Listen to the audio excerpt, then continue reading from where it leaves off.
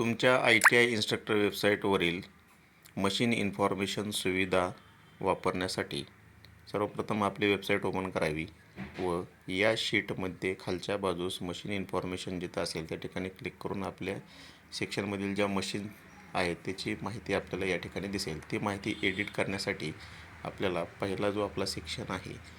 ITI news and update सेक्शनमध्ये update student info रेकॉर्डच्या पुढे मोबाईलवरती क्लिक करावे व